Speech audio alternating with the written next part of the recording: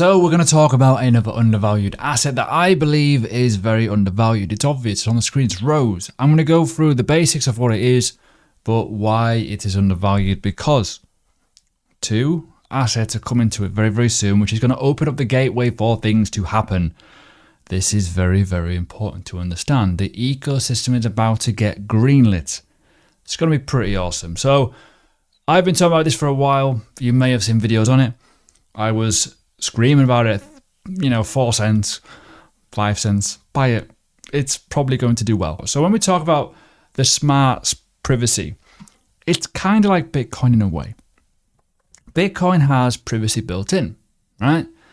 In its own way. It's not like, the privacy coins like Zcash or whatever, but it's an element where you can have Ethereum virtual machine with some privacy elements. Now that's just the basic element of it. It could do very, very well because it's also faster and more efficient than Ethereum, which is also huge. When we talk about it, we also have the multi-chain element to it as well. Scalability is pretty fast, pretty efficient. Privacy first, it is versatile, right? That is just buzzwords, I know. But when you start going deeper and look at the overall viewpoint of the technology, when we start looking at how it kind of works, and you got the Sapphire side, the Emerald side, right? There's so much here for coders. There's so much, compatibility. The wallet, not the greatest. I'm open to admit that. But over time, developers will come, make that better. But as I say, right? The whole element around this is huge. And when we start talking about what's going to be happening next, how it kind of, sorts itself out, you can kind of see how things are happening. It's going to get bigger, and I'm going to explain why. Let me go through the past first, but however, I will say this, go and follow Ed. If you want to know about Rose and stuff like that, follow Ed, right? In terms of some of these informational kind of posts, Meta is a partner of Oasis. You've got Google as well. You've got obviously Binance as well as I think Equifax, BMW, I believe too. There's a lot, right? These are just some partnerships that they already have acquired. They've got quite a lot, even more so moving forward into this year. We've got even more partnerships happening, which is huge. Now, let's talk about the two assets that are coming very, very soon. The first one is illuminex. This is a DEX, a privacy-built DEX, right? This will enable meme coins, shit coins, etc. projects to be traded on the ecosystem of Rose using the Rose token. Good thing, right? Big tick box that you need and require. Certainly when you look at the likes of Solana with the Phantom wallet and all that kind of stuff and the ability to swap it within, there's going to be a lot more development around the Rose ecosystem for potential wallets with swap functionality with stuff like this. It's going to be huge, right? Basically like the Uniswap for Rose and built-in privacy. There isn't any of that around yet. Just going to put that point right out there now. Now, as you can see here, this is just the testnet version. I think the tokens, there's already been an IDO, initial DEX offering. That's already gone out for private sale. It's already gone out for public. You've probably seen me tweet about it. Yeah, it's ready to go live in the next 2 or 3 weeks, which is huge. So that is the gateway. That is the gateway to enable more things to happen on Rose. When we go through the Explorer, you're going to probably see a lot more traffic coming through here very, very soon when that goes live. Can even argue on the side of the Emerald bit as well, in terms of everything just going crazy guns, right? Good. The next one, you may not have heard of this yet, is vinemoney. This is essentially MakerDAO. MakerDAO on the Rose ecosystem with the built-in element of privacy, the VUSD. You use the Vine tokens for collateral, you get your VUSD.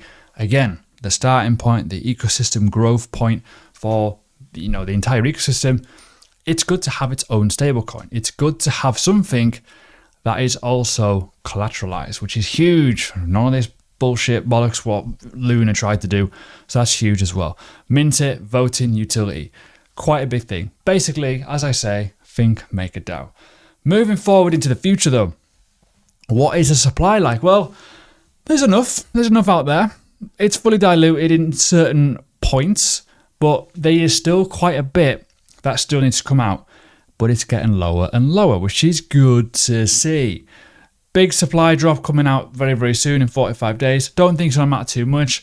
Their partners and reserve is the lowest point. Core contributors will be the highest one, but community as well. So there's quite a few out there. But realistically, I don't think it's going to matter too much because a lot of the rewards have already been bunged out anyways.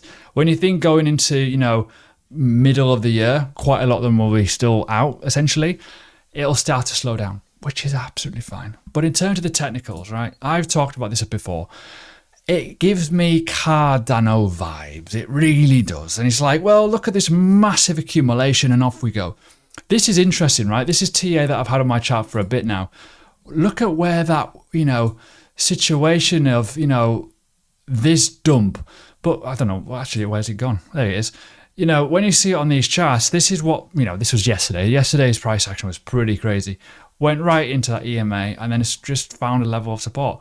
This could, not saying it will, go much, much higher because the next level of interest is actually all the way up here.